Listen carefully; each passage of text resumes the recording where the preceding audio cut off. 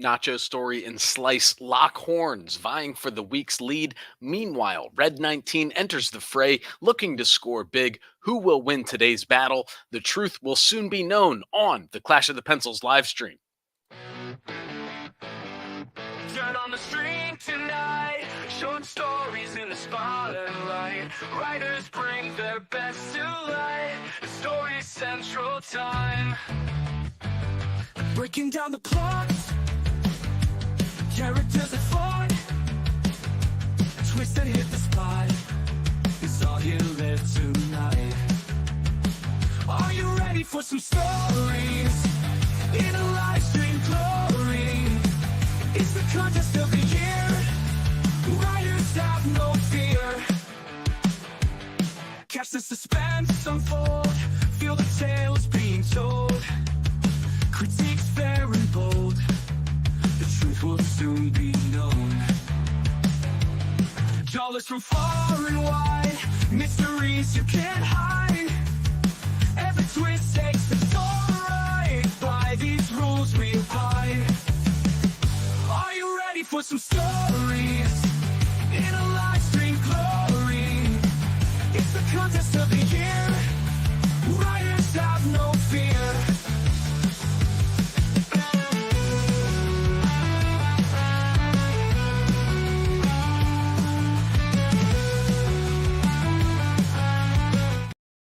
All right, welcome to the Clash of the Pencils live stream, the only full contact creative writing esports league in the history of the universe. I'm Tom Sherman, joined as always by Greg, the reader Peterson. We are here to analyze the plot, character, and setting of the top short stories of the day.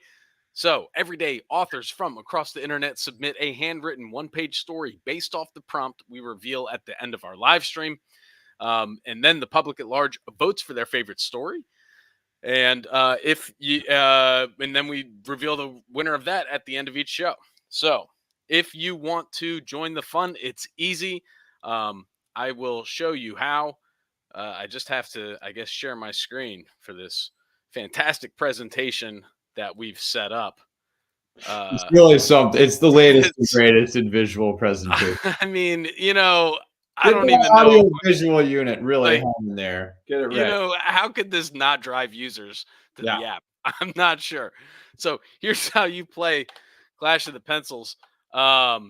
First, you download the app, and then you submit a story, right? And then you pick your favorite, and then you watch the live stream, see who wins, and then you submit a story again. And then you pick your favorite, you watch the live stream, you submit a story, pick your favorite, watch the live stream, and on and on and on and on, forever and ever and ever until the end of time. And that's about it. So to do that, to download the app, that's the start, the onboarding onto this journey. All you got to do is look in the links or in the description of the YouTube here. We've got links for iPhone and Android apps for you to download. So it's just that easy. And so let's just hop right into the prompt for today, which was a haunted library ghost club. I didn't have the exact. I got more context. Okay. Yeah, Strange if you don't things. mind.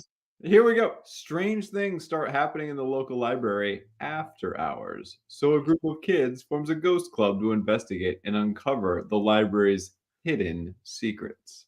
Now All right. I'm interested, Tom, here in what are the hidden secrets of the setting? We definitely need to see some sort of, it appears to be one thing, and then something else happens after hours. We've got a gesture towards some characters with this ghost club, what brought them there, and then we have a bit of a plot, but it's kind of up to you to imagine. So we'll see what our users had to say today. Amazing. I love that. That's going to be a good stories to watch, I'm sure. And first, let's check out the leaderboard real quick, where Slice here, Nacho Story, Meat French, and Racontus all atop the leaderboard with 20 points apiece after yesterday's horse hockey alert nullified, or actually even the playing field, so to speak. So everybody has their 20 points to start. This looks like I want to file a horse hockey alert. This looks like one of those participation trophy only leagues, No. Tom. No. Because Meat French and Raconteuse, well, I guess they didn't participate yesterday, so they don't get points. So it's not just a participation league trophy. You have to participate to get a trophy. There's a logic behind this point schema, right? For sure. Anyways, Meat French and Raconteuse not in the top 3 yesterday. Did not submit stories, so they're going to stay there. Slice Nacho Story are going to be battling to see who can take home the top spot in the leaderboard. And then Red 19. I mean, if they get a first place win, they get 20 points. They're right there with Meat French, Raconteuse, and potentially setting themselves up for a Hail Mary on Friday as well. All right. Well, this is the lap that sets up the final lap. Exactly. The I feel like there's a certain color flag that they do use in racing for that. Yeah, it's not the checkered flag, but it's like maybe it's a yellow flag. We're just speculating. But if they don't use a secondary flag, they should. They should. Some sort of semaphoric indication here of what. We will look into that. We will fact check that. All right, so there we have it. We already kind of went over the keys to victory, which is the setting. You say the haunted secrets of the setting is going to be revealing. So we're just going to hop right into things here, folks, and check out our first story of the day. And we'll take Red 19s. Red 19s entering the fray here with a story. I actually don't have the titles, so we're just going to watch and learn. Speedy and Squeaky yawned, stretched, and gave a little shake as they tried to come to life after their daily afternoon snooze. "Almost closing time," said Squeaky, as she heard the familiar sounds of backpacks being zipped, laptop computers being shut down, and footsteps clomping all headed in the same direction to the main door's exit. It was the end of another busy day at the New York City Public Library, and Speedy and Squeaky were looking forward to a quiet evening strolling around the neighborhood, taking in the sights among the stacks from art to architecture. Occasionally they got brave enough to venture to the third-floor Rose Reading Room, taking a quick peek at its beauty and grandeur, before scurrying back to the safety of their knothole in the floorboard near the stairs. But as they rounded the corner near the archives, they heard strange noises that sent shivers down their tails. "Did you hear that?" asked Squeaky. I certainly did," answered Speedy. "What do you think it was?" "It certainly didn't sound like the night watchman," said Speedy. "It sounded more like the 2 stone lions on the outside steps came to life and are looking for their next meal. A mouth-watering mouse underglass, perhaps, or maybe a succulent mouse ale orange," replied Squeaky. They ran for their lives and just made it into their knothole near the stairs. The Thundersoo's footsteps could be heard coming closer, closer. Squeaky and Speedy shaking, their beady eyes peering out the knothole, terrified of what was about to happen. The biggest black nose they'd ever seen shot through the knothole. They both fell back, certain of their imminent demise, when they heard the night watchman yell, "Sparky, come here! There's nothing under the stairs, you silly old dog. We need to finish our rounds." All right, Speedy and Squeaky, 2 mice living in the New York City Public Library, normally venture out night to night, having a good time, maybe checking out a nice architecture of the room. And then tonight, unlike other nights, hear a devilish sound that they're worried about. Sounds like their ultimate demise. A big dog comes scoping out their home. They're about to get caught. And what do you know? The security guard says, "Dog, what are you doing? We got to go do work. Stop messing around." First of all, that night watchman needs to trust Sparky. Like, his instincts are spot on. Those mice are there. Yep. Speedy and Squeaky are the 2 characters. I like that we don't say that they're mice right off the bat, but we have to infer it. It's the setting is strongly front loaded here into the story. We get really good sensory descriptions of the New York Public Library. Shout out third floor's Rose Reading Room. Backpacks being zipped, computers shut down, the clomping. That really gets us the sensory descriptions of a setting that's in life.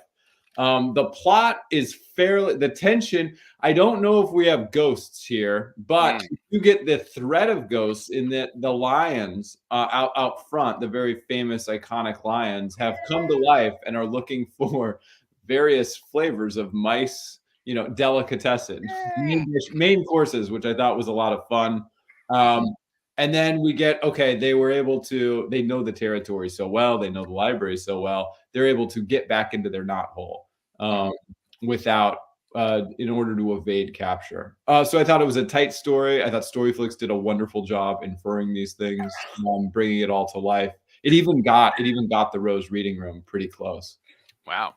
That's good stuff there. Yeah, I think you're right. The setting, the characters, the plot, it was all very tight, well constructed. And then if there's anything that would have been a bit off, it's that the plot didn't quite match the prompt. But you know, that's what artistic license, right? I mean, that's what it's all about. So well, if Meat French has taught us anything, it's that prompts are meant to be misinterpreted.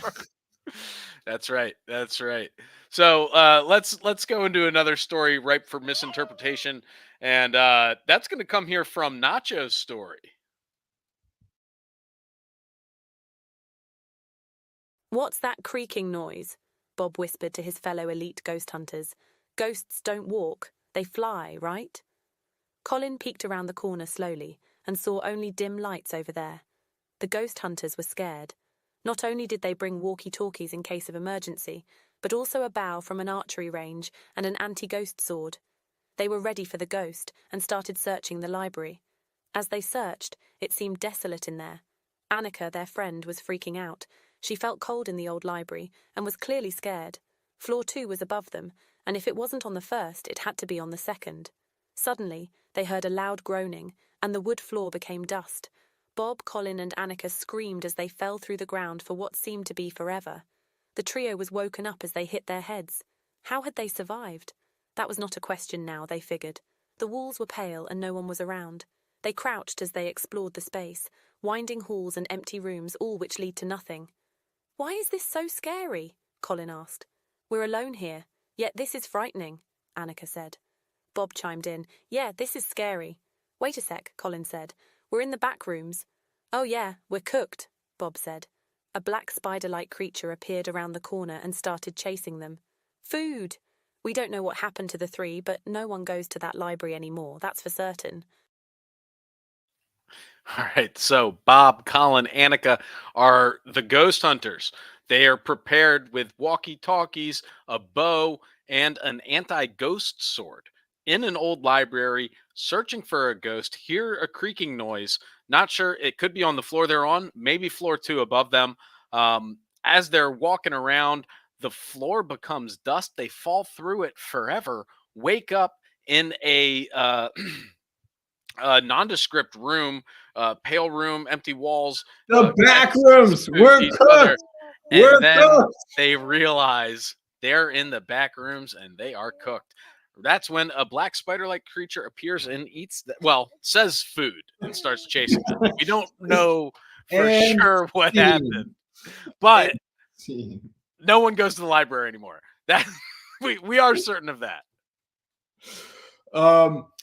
This one had a lot of action. I like how it leaned into the horror of it. I like how we were getting emotional words from the characters. There was a lot of I'm scared. There was the sense of, impending dread throughout.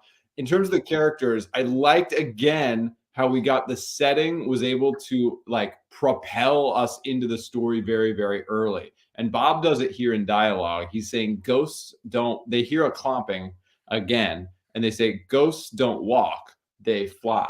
Which seems like, all right, that's a clue. And that was a really, really good way because it's that spider clomping. Spoiler alert. So I'd say plot was exquisite in terms of imagining that problem. There's some sort of puzzle. And then in the end, that pays off really, really nicely. I loved the gear, Tom. I love the walkie-talkies to go an anti-ghost sword. That thing was glowing. I'm ready to take down some ghosts. Yeah. A little bit of a quibble, and I don't know if I'm misreading it or what, but it seemed to me when floor 2 was above them, right? And it Mhm. wasn't on the first, it had to be on the second. And Mhm. then they heard and the wood floor became dust, but Mhm. then the characters fell through the floor. So Right. it's like I was expecting them to be on floor 1 and what was ever above them was coming down, but then all of Right. a sudden they fall down. Right. That tears at the physics of the universe a little bit, but it's a quibble. It's a quibble. Well, so here's what's interesting. Do you know what the back rooms are? What are is it What, just this is so I had to do some deep dive. I was with you. I was right there with you. And this is why I put the setting really close to the center of the triangle here, because even though it's very nondescript and it's very sort of ominously blank, the back rooms is apparently an internet meme that came around in 2019. Okay. Based off of a picture. I will actually show you the picture. Let's see. I'm gonna. So it's based off a picture that of this like creepy room, and then somebody was like, "Yeah, the back rooms are this place where you no clip out of reality." Which no clipping in video games is where you know are able to pass through walls and stuff, but sometimes you get stuck and like Ah, trapped in this liminal space. ah. So you no clip through reality, and then if you go through the wrong part, you get trapped in this liminal space called the back rooms, which is full of these like creatures that you know god help you if they hear you, you know, if you hear them, because they certainly heard That's you. why So they're cooked. That's that's why why they're they're cooked. cooked. So they realize that they're in the back rooms, and that's why this beautifully nondescript place is actually quite a quite a setting, immaculately set up. Also, within this subculture of the meme, there have then been multiple floors of the back rooms created. There's a floor 2, there's a floor 1, and a floor 0 of the back rooms, which has spawned a subculture within. You've muted Tom. Lid the That kid. was lit the kid in the control room was like, they can't handle this deep of an internet dive this early in the morning. And I agree. Our Lit. sensors are saying too much reveal. Long story short, there's a floor 2, a floor 1, and a floor 0 in back rooms lore, which created a split between the purists who say, no, there's just one back rooms that's creepy and goes on forever. And then these other back rooms factions who say there is a floor 2, floor 1, and floor 0, each with different levels of creepiness. Are they distinct in their nondescriptness? Kind of, yeah, where like one is like a so one is a let me show this. Let me share this screen real quick. I think it might help. It might hurt, honestly. It might. So see this creepy room right here in the Oh, picture. it's horrifying. There's ghosts in Yeah, it. it's so imagine getting trapped in that, in like this like giant convention hall, old dingy room, musty, Yeah. and it's just rooms like that connect forever and ever in a labyrinth like system with creatures that want to eat you. So then that's the main one. Then one of them is like kind of more of a dark dungeon thing. One of I don't, you know what I mean? It's up to your imagination. It's anyways. So now you're caught up to speed as to why you had no idea what was going on. Kids these days, they're making illusions. Oh, wow. Cannot make that stuff up, folks.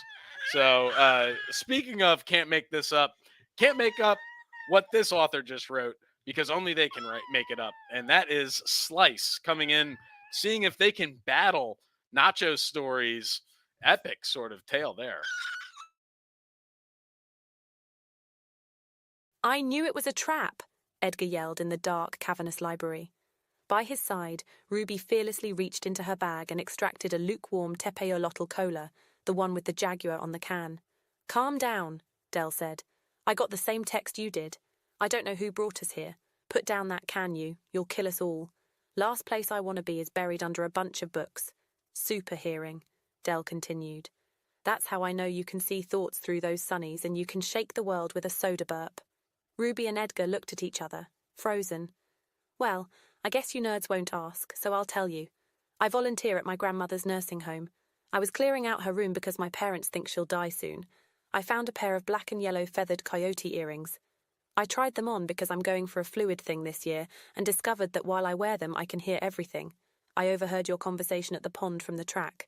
Impressive enough, but I can also hear the voices of my ancestors. That's how I found out these earrings originally belonged to the Aztec god of song Huehucoyotl. So, who brought us here? Why did I get that text telling me to come to the library at 3 a.m.? I should be playing Ultros right now, Ruby said. Children, live for now, Kendall Jenner said, unrolling a sliding bookcase she was hiding between. A squad of goons in Pepsi polo shirts descended upon the children, the 3 kids huddled together. We brought you here, Kendall Jenner continued, to help get to fixing this haunted library. We got word 3 kids were dead meat because they didn't give up their enchanted artifacts. Don't you want to help solve that mystery? As Kendall Jenner was talking, Edgar slipped on his sunglasses. He replied, "You're embarrassed every day that you had grow up on camera, and you just want to run." Kendall Jenner's inner thoughts read back to her shocked her, and Ruby chugged a cola and burped. The library crumbled from the earthquake and the kids escaped. Dell called themselves the Ghost Club hereafter. All right, so we've got Dell, Ruby, and Edgar, 3 characters Slice introduced last week throughout multiple stories. One has sunglasses that you can see thoughts, one has sodas that cause earthquakes, and the other has earrings that can make you hear thoughts. Your voices from long way and your ancestors. There's some intergenerational communication. That's right. That's right. So that's what we learned about this time. Is Dell taught us about the earrings, how he found them, how he discovered his powers, and then now the 3 children have been lured into a library. They don't know why until Kendall Jenner pops out from behind the bookcases and says, "I heard there were 3 dead children here in this spooky library, and we wanted to help clean them up." And at which time Edgar puts on his magic sunglasses, reads Kendall Jenner's thoughts, and relates to her that she is embarrassed having grown up on TV, which stuns her long enough for Ruby to drink Tepe Yoloto Cola and cause an earthquake burp, and then the kids escape, which Dell then calls themselves the Ghost Hunter Club. This was pretty epic, Slice. It's like a medley of all your greatest hits played together in the same track. So it couldn't be done in one page, but you did it. They said it couldn't be done, and yet here we are. I love the seeing thoughts through the sunnies. I love the references. They're subtle, but if you're paying attention, they're there. It's Easter eggs galore. I was picturing Kendall Jenner just emerging, kind of like a 1980s after school special, but like partly animated. There was some Scooby-Doo vibes going on with the haunted thing. And then all the chaos of these artifacts are unleashed. And it's actually Kendall Jenner and the Pepsi goons who were the ones who were the monsters. That was a nice reversal. The characters, why wasn't Ruby playing Ultros, which I don't know what that is, at 3 a.m.? I got a text to be here then. Is that really how this generation is? Like, if a text comes through telling you to be at a haunted library at 3 a.m., you just show up and they're like, I'm ready to rock. Is it the artifacts that give you that confidence to show up? Or do you just do what you're told so blankly that you have no ability to critically think? Because if so, the coming AI agent apocalypse is really going to mess you up. It's neither here nor there. That's a bit of an aside. I have one final quibble, and it's more of a story flicks quibble. If Tepeola Cola, the one with the jaguar on the can, well, according to the advertisement I've seen, it's more of the can is superimposed into the abdomen of the jaguar. That's the branding we're going for, but I'm sure the Pepsi lawyers will straighten us out on that. Well, it's interesting that there are definitely Coca-Cola and Pepsi executives both trying to figure out how to get that Jaguar in a can that only Tepe Yoloto Cola is able to do. Which, by the way, is a sponsor. We have to mention that Tepe Yoloto Cola is a sponsor of the show. So, long-time sponsor. Yeah. We just want to be above board there, and mentioning sponsors doesn't necessarily guarantee you a spot in the top 3. But doesn't hurt. It probably doesn't hurt. I don't know.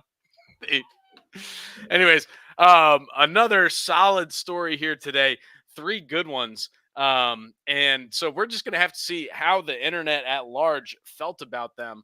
And we will do that. We'll get the top 5 sentences of the day, check the leaderboard, and get tomorrow's prompt all after these commercial break messages. Come to J-Rock Subaru. Now featuring sauna grade heat labs. Feel like a lizard again. Sweat it out, let it pour. Burn the dance floor. Free lifetime membership. There are 100 classes. Come and dance, come and sweat. This feel you won't regret. Feel the beat in your bones. Stretch it out, lose control. Groovy moves, energy high. Dance with us, touch the sky. Free lifetime membership. There are 100 classes. Come and dance, come and sweat. This feel you won't regret. That's J-Rock's Zumba Room. Free lifetime membership after 100 classes. Go check out their sauna grade heat lamps. They'll have you feeling like a lizard again. That is the truth. It is. It is. All right. So here, let's check out. Let's go do the update. Oh wait, we can't do the updated leaderboard because we don't know who won yet. All right. So let's do that. I guess we'll check anybody's ball game. It could be anybody's ball game. It really very is. Strong entries today. It really is. So we'll click this button, set the winner. Bum bum bum bum. Slice. Wow. Slice getting in there, winning. Per usual, so getting out the vote. I think that's really, if we've seen anything from Slice, it's their ability to get into the finals and get the votes you need to get the win. So checking out the leaderboard real quick. Slice clocking in 20, Nacho Story 15, Red 19 with 10, and so the leaderboard stands thusly. 40 points for Slice, 35 for Nacho Story, 20 points for Meat French and Racontus. In 5th place, you got Red 19 rounding it out. So we've got a 2-dog race here in between Nacho Story and Slice. Let's see what happens tomorrow. Yeah, this is where we wave the checkered flag, Tom. Okay. Yeah. Good to know. We're on the keeping with the racing analogies. We are waving the checkered flag. And Slice and Nacho Story are at the head of the peloton, drafting. We're not torturing this metaphor at all by combining different races. No, it's getting stronger. All right, top five sentences of the night. Are we ready? Because I think I am. Number 5 from Red 19. But as they rounded the corner near the archives, they heard strange noises that sent shivers down their tails. Did you hear that? Asked Squeaky. I certainly did, answered Speedy. Number 4 from Marvin the Microbe. When asked why they were flying, the book said that with Google and now ChatGPT, no one ever pages through them anymore, and they needed to get their exercise. Number 3 from Nacho Story. Oh, wait a sec, Colin said. We're in the back rooms. Oh, yeah, we're cooked, said Bob. Number 2 from Slice. Children, live for now, Kendall Jenner said, unrolling a sliding bookcase she was hiding between. A squad of goons in Pepsi Polo shirts descended upon the children. And number 1 from sentence of the night from Nacho Story. We don't know what happened to the 3, but no one goes to that library anymore. That's for certain. And scene. That's it. Just ending that. Woo. Beautiful sentences of the night. Great stories from all of our authors today. So what is the prompt for tomorrow? That I don't know. What do you got? It is. A group of kids stumble on an ancient journal written by a famous sky pirate. The journal contains clues leading to a legendary floating city made entirely of clouds and gold. Okay, wait a minute. I need to get this straight. So kids find a journal written by an ancient sky pirate. A famous sky. Oh, a famous, of course. And then, I mean, yeah, it's the ancient city of clouds and gold that it leads them to. Gotcha. The famous. Well, I mean, I could name at least 10 famous sky pirates. I mean, there's so many to choose from. Yeah. Like, I don't know. Yeah. All right, cool. Well, it sounds like there's a lot on the board there for people to work with, huh? Yeah, it's very paint by numbers for Friday. It's like, here's the story. Just get in there, see what's going on. All right. Well, until then, keep those pencils sharp. And don't let your creativity be captured. Turn on the stream tonight. Short stories in the spotlight. Writers bring their best to light. The story central time. Breaking down the plots. Characters that fought. Twist and hit the spot. It's all you live tonight. Are you ready for some stories? In a live stream glory. It's the contest of the year. Writers have no fear. Catch the suspense unfold. Feel the tales being told. Critiques fair and bold. The truth will soon be known. Jawless from far and wide. Mysteries you can't hide. Every twist takes the story right. By these rules we abide. Are you ready for some stories?